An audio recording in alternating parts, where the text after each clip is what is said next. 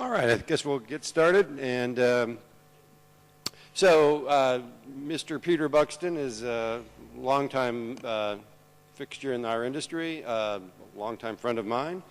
And he approached us about, talking about this topic of managing the print decline to advantage. And we were joking about it in the break that it didn't really quite land neatly in this whole AI, future of technology conversation we've been having over the last couple of days, which is why he's our final speaker.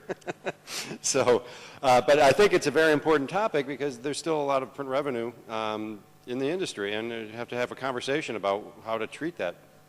There's some companies that have ended print, and there's some companies that are sort of acting as though print no longer exists and sort of letting it sort of die a natural death of natural causes, so to speak, and others are more actively managing it and trying to extract as much value out of it for as long as possible. So there's different ways to look at the print product and treat it, and so I think this will be an interesting conversation to have. So Peter, why don't you please come on up and share your presentation with us. So please join me in welcoming Mr. Peter Buxton. Thank you, Charles. I'm going to be talking about a marketplace which is special because it is different. It is in many ways new. The Myanmar market had no internet access until the year 2012. So internet for consumers, for businesses, is only around 5 years old. And that has a significant impact on how a directory business can evolve into the future. Because internet was first accessible in only 5 years ago, when Facebook was already very strong, then people moved directly from internet into Facebook. Google is almost completely unknown in the marketplace. So when you ask people if they are using internet, they say, "You mean Facebook, right?" So we have the additional challenge that in moving digital, we are not dealing with a search engine that is well understood, or a concept of search engines that's understood. We're dealing with a social medium which has successfully moved into commerce rather than a commercial medium that's moved into social. So this is a special marketplace.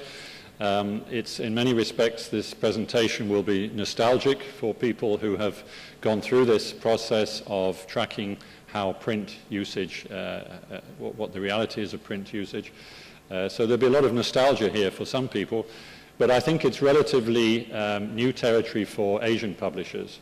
And that's why I think that you'll be interested to see what we've been doing. I've been based in Myanmar for the last 2.5 years, and I have been running this project for that time. I'm actually leaving MMRD at the end of this year. I'm going to continue to be Asia-based, and I'm returning to my consultancy activities. So from January, February next year, then I will not be linked to MMRD, but I'll be still in Asia, and I will be continuing to enjoy the experience of the Asian market.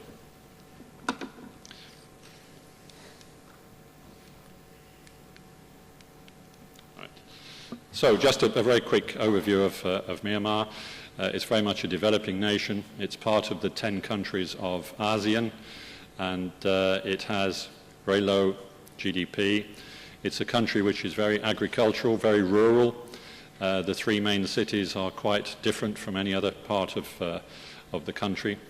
And if you follow the news, you may know that this is only since 2016 a country with any form of democratic government.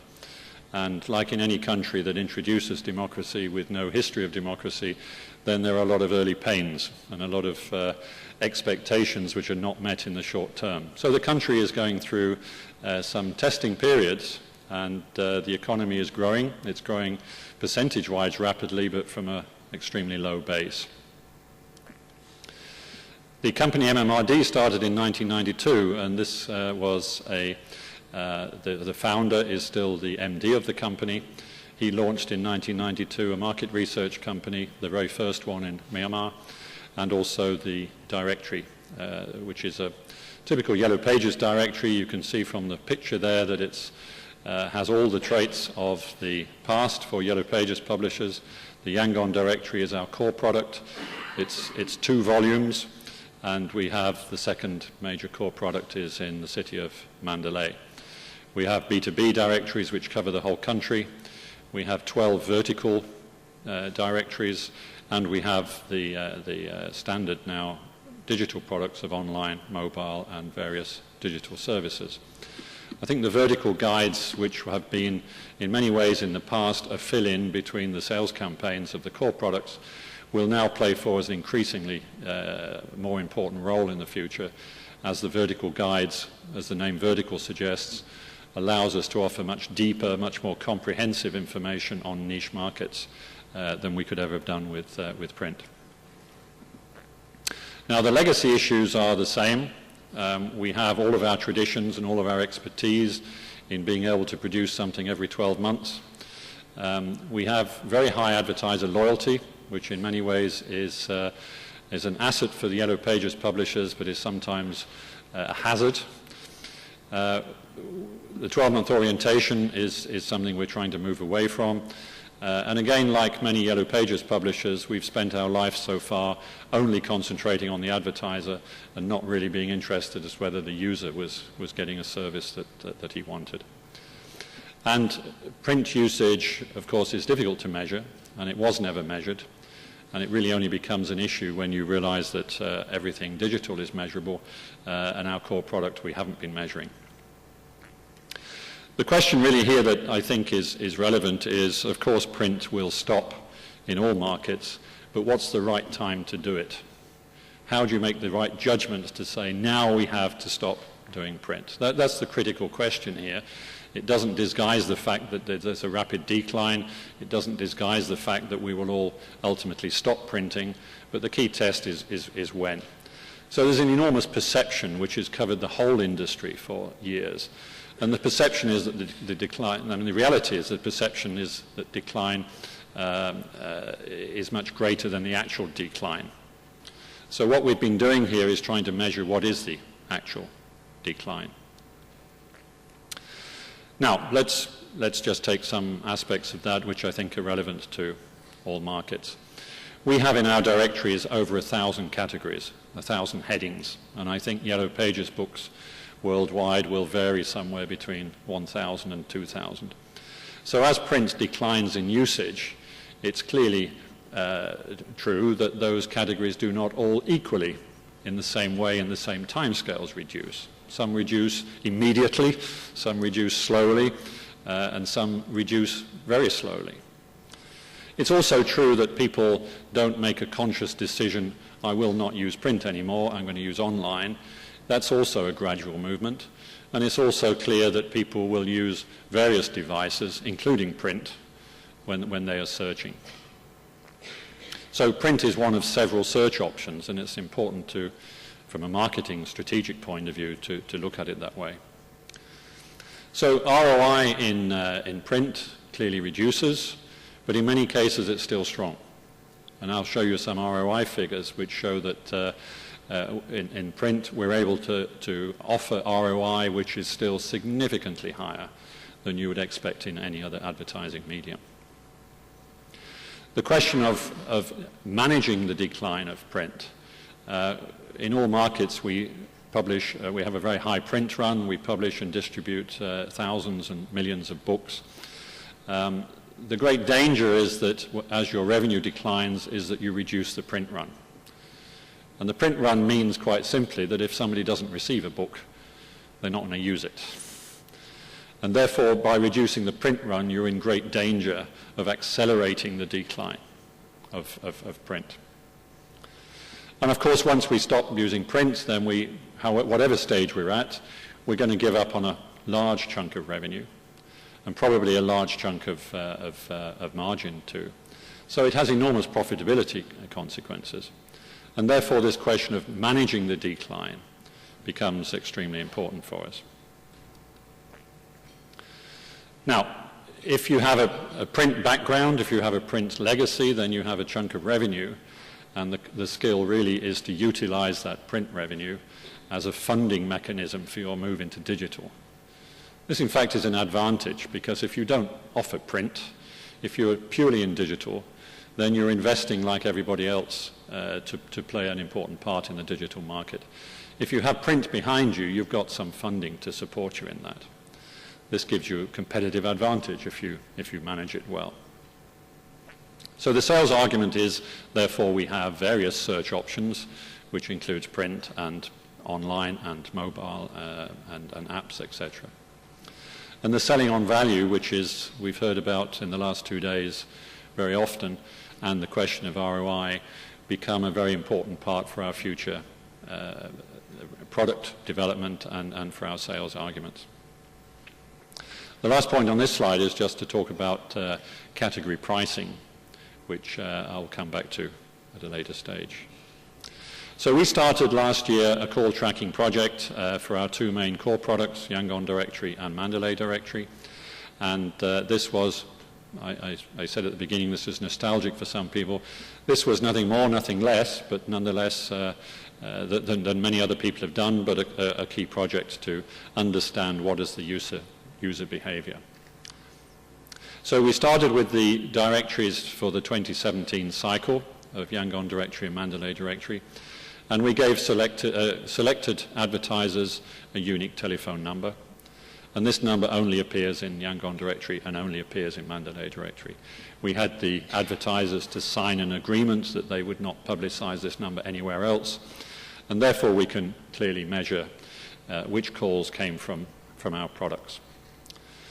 The technology is very simple. It's just a rerouting exercise. So when the user calls a number, he doesn't notice anything different. Neither does the advertiser. The call is simply rerouted to whichever number he wants to give us. And therefore, there is no disturbance to the contact process. And then, of course, we can track the calls. So every time a call is made, we can measure the duration of the call, the origin of the call, and, of course, to which numbers. Now, we chose to do this by, we wanted to have as much variation as possible of the type of advertisements that we were going to measure. Now, that means we wanted to look at different categories. We wanted to look at different size of ads, whether color was relevant, whether the content was relevant. And it was much easier to do this, much quicker to do this, if we offered free ads to certain advertisers. And in fact, we selected 50, which we spread between Yangon Directory and Mandalay Directory. And this enabled us to do this much more quickly. Where advertisers have no experience of call tracking, to ask them to change their telephone number, and I've done this in several markets. Customers are extremely nervous. They don't want to change their number. It's something that they're pleased with or they feel is very, very relevant to their business. So if we're offering free ads, we can bypass that uncertainty. We were able to move much more quickly in identifying 50 advertisers. And we were able to then select which type of advertisements did we want to measure. So we had complete freedom to do this, and this was an important aspect for us to be able to do a very balanced and a very broad measurement. We commit all the time in this to say we're going to measure over 12 months, the cycle of the book. So we didn't allow ourselves, in terms of external communication, to annualize. Obviously, a lot of businesses are seasonal, and so we didn't want to take 1 month's results, multiply it by 12, and then get excited. Again, we can show some evidence that seasonalization is relevant to certain categories. So the objectives we set, we wanted to measure the effectiveness of different types of ad, according to category, size, and content. We wanted to measure which type of ads were really driving traffic. We wanted to be able to measure ROI. And we wanted to measure the trends over cycles, because clearly there is a downward trend of usage, and we wanted to know where, in which categories, that downward trend was taking place. And we also look at how we can change the pricing structure according to the ROI that we deliver. So that if we are seeing year on year that particular categories are declining rapidly, we can consider a new pricing structure for those categories, which may maintain the level of ROI and maintains that advertiser in print for a longer period, but we're simply saying to him that, you know, ROI in your category is reducing down to 10 to 1, used to be 20 to 1, therefore to stay in the book you pay half the price. But we'll maintain the ROI. Now, of course, we want to sell him also at the same time into all the digital services. So we're not giving up on that revenue, but we are maintaining for a longer period those that stay in the print. So we had 50 categories, 50 advertisers in these categories. These were, in our market, very important categories, important headings. You can see there's a mixture there between business to business and business to consumer headings. And of course, quite naturally, we chose those which we felt were the high revenue which were the high revenue categories, which we felt we would get the more positive responses from. Now, this just shows, this is just a printout from a spreadsheet, that we took, for each of those categories, different types of ads. Now, some of these are internal names, but if you see under building materials, BB1 is the size of the ad, BC means it's black and white, or black and yellow, and IMG means it's an image ad, because we wanted to measure whether an ad with sexy pictures was more effective than an ad with content, and vice versa.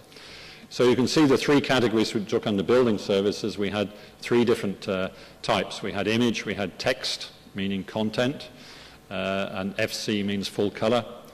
And so for each category we took some image and some content, text, different sizes and with color.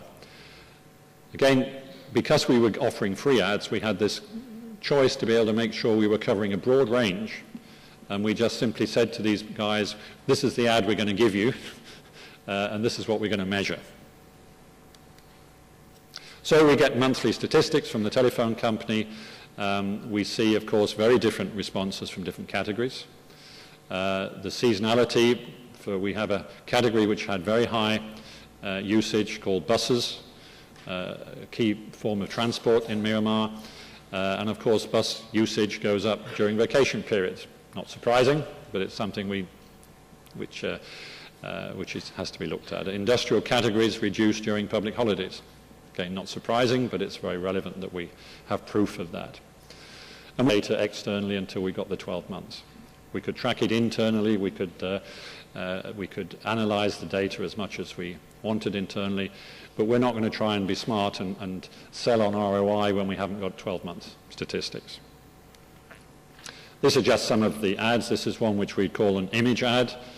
Virtually no content, just name, address, telephone number, and some pictures. This is what we would call a content ad. It's got pictures, but it's got a lot more content in it. This is another one which we would call content. Again, it's got lots of pictures, but it's one where we wanted to see if content was a traffic driver. We also had, for those on the website, had some examples where we had call tracking numbers.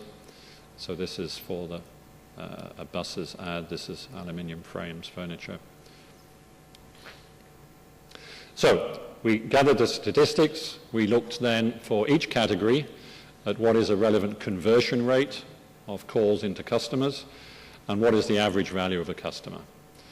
Now, we've done this so far on a very vague basis, because until we want to go public with this, we don't want to try and be too detailed about what is the conversion rate and what is the average value of a customer. But if we have those two factors for each category, then the mathematics becomes very simple. So a builder that has 100 calls with 40% conversion, $1,000 per customer, will therefore have 40 customers at $10,000, $40,000 revenue, and he pays $2,000 for the ad. So very simple mathematics, but very real data. And this is one of the key benefits of call tracking. This is just some of our analysis. It doesn't, as you can see, the average spend. This was a round number. This was just for our own initial assessment. Before we go live with these numbers, we will have a detailed research with those categories to get a very realistic average value of spend, so that the customer who says, well, I don't get that, then we can tell him how we came to that number, and we can even apply his number if he prefers. Same with the conversion rates, some estimates there. and the sort of call rates you can see, which we, again, for internal purposes, we analyze. Now that for the Yangon directory for those categories would give us a 27-to-1 return on investment. But that's very different for those categories. Some of those are at 100, some are at 2. But that's just for our own internal quick snapshot, that for that directory 27, and this is for our Mandalay directory, which is up at 36. And again, a real mixture of average values, of average ROIs per category. But nonetheless, this is educational for us ourselves. We had no idea before who's using the book and how they're using it. So it really has 3 key benefits, and they're not, only one of which really is a sales tool, valuable though it is. So with those type of statistics, we can measure the ROI, we can look at heading pricing, and we can follow trends year on year. And by following that, when we recognize that revenue in print is falling and we need to be saving money on print costs, then we're able to restructure the directory rather than just reducing the print run. You know, as I said before, if you reduce the print run, less people get the book, and by definition, less people will use it. So the real clue, when you need to save money on print, it is to restructure the book, to take out those categories where there is no usage, to reduce the categories that have less usage, but maintain those categories that still have high usage. So restructuring is the way to save money on print, not by reducing the print run. Now, when we measure ROI on print, of course, we also have ROI on our online products too.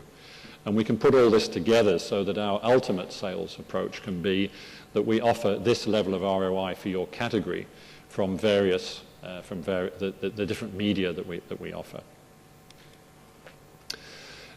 Heading pricing is something which in some countries, in fact you might say those yellow pages markets which have been able to survive longer and have been able to come through the transformation more successfully, heading pricing becomes important, and that's something which we want to look at. So, and again, just as a summary here, the decline of print usage is not overall. I think the statistics from other Western markets is that out of the 1,000 categories, or the 2,000 categories, something like 200 of those stay quite strong for a long time. In most cases, these are emergency services where there's not a lot of prerequisites when you're looking to search. And so there's something like 200 headings that stay strong with high ROI, and those 200 will be different in each market, so you do need to understand which ones are relevant in your market. So the question of restructuring the book becomes important. The book, of course, will get smaller, but it will continue to be relevant and takes out those things which are no longer relevant as a print medium. So that's what we've been doing in MMRD. We have still a strong print orientation, and we want to be able to manage that for as long as possible, and to continue to use the print revenue as a funding source for our digital future. So the decline is inevitable, but you need to manage it. Okay, thank you. Thank you, Peter. There, you have one. Peter, thank you. Just a question. Were you able to add call tracking to digital and see any crossover of any lift to print based on digital as well? So ROI on any digital? cross-channel lift from print and digital as opposed to just looking at the print impact? Well, we measure our online usage for all advertisers, which allows us also to ROI for them too. So the ultimate will be that we can talk ROI total from all of our media. And so yes, we're also relating the call tracking of those in print with their advertisement in online as well. Was that your question, Sandy? Yeah. I was wondering if there's a lift in the combo, if you could tell that story about print plus digital is better than print alone. Well, that's the ultimate target, but of course it'll only be true for certain categories. And so we have to be category specific. And we have to, you know, where we see that the call rates are very low for categories, then we have to ultimately be in a position to say to the customer, you don't want to be in print. You know, we're not delivering on print, but you do need to be in online. And that's a very difficult discussion to have if somebody is very keen to advertise in print, but we know it's not bringing them any response, then we have to be big enough to handle that.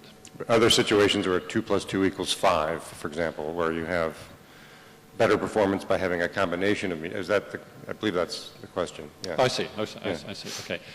We don't know that yet. That's the answer. We have another? Yeah, just following on the same question really around print and digital. Do you have, in different categories, are you seeing more calls in print and less calls in digital and vice versa? And have you added that into the tracking? Yes, indeed. Well, because we're measuring, we have the same call trackers, have the same special numbers in online as well. So we certainly see that some categories are much higher in online than in print. It's very, very early days because, you know, websites and things are is really virgin territory in our market. But nonetheless, there is, we see online is higher for some people, yeah. Just take a guess. How long do you think before print is gone in Myanmar? Oh, I think we have another 5 years. 5 years? Within 5 years? Mm-hmm. 5 years. Mm-hmm. Mm-hmm.